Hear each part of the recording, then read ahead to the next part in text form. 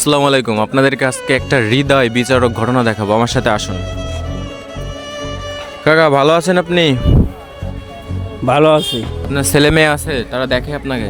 ছেলে মেয়ে আছে, তা ওরা তো দেখে না, ওকে দেওয়ার মতো নাই, ও যার যার তার আলাদা আলাদা আলাদা।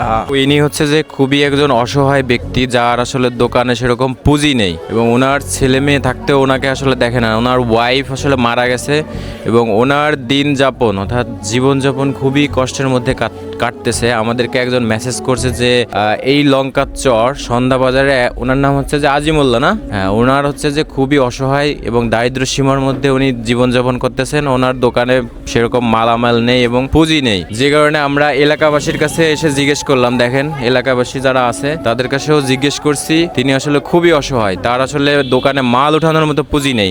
তো আমরা একটু এলাকাবাসীর কাছে শুনি। আসসালামু আলাইকুম। ওয়ালাইকুম আসসালাম। একটু ওনার বিষয়ে একটু বলুন, কি দেখি সমস্যা?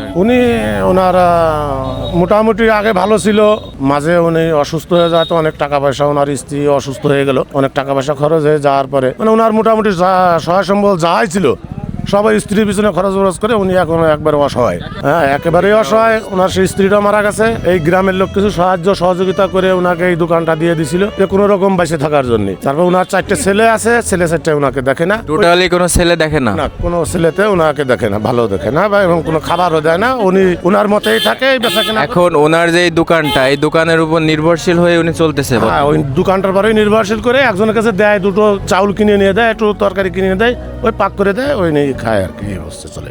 দেখেন তো প্রিয় বন্ধুরা, দেখেন যে উনি আসলে কত বড় কষ্টের ভিতরে আছে। মানে ছেলেরা মেয়েরা থাকতেও তার আসলে এই বয়সে এসে যে এত কষ্ট করা লাগতেছে, যেটা আসলে বলার মতো না। তার দোকানে দেখেন মালামাল নেই এবং আমরা গ্রামবাসী যারা আছে তাদের কাছেও শুনলাম যে বিষয়টা আসলে সত্য ঘটনা এবং তার খাওয়া দাওয়া থেকে শুরু করে জীবনযাপন করার যে বসবাসের সবকিছুই আসলে খুবই কষ্টের মধ্যে পার করতেছে।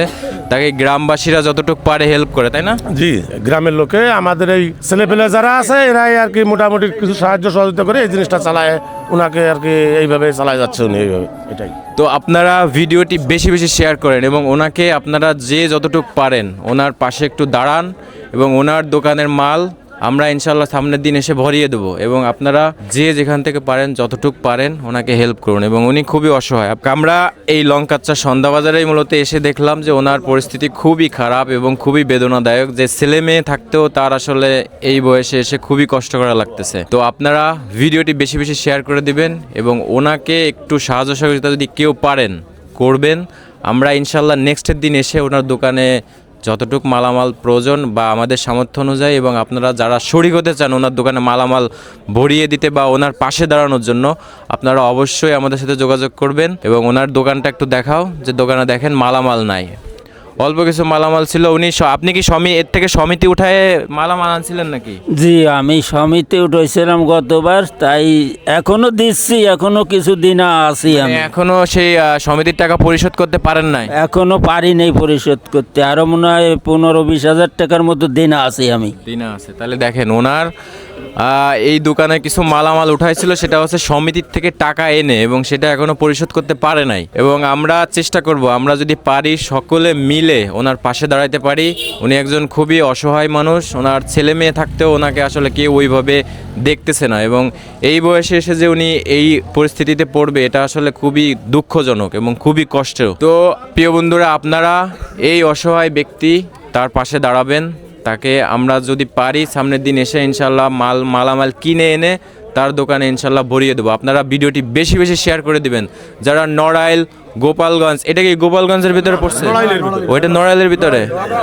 আচ্ছা আচ্ছা, যারা নড়াইল, গোপালগঞ্জ এবং আশেপাশের জেলা আছেন তারা অবশ্যই ভিডিওটি বেশি বেশি শেয়ার করে এই অসহায় চাচার পাশে দাঁড়াবেন এবং ওনারকে যে যতটুকু পারেন আপনারা ওনার পাশে দাঁড়ায়েন। ভিডিওটি বেশি বেশি শেয়ার করে দেন। ভালো থাকবেন, সুস্থ থাকবেন। আল্লাহ হাফেজ।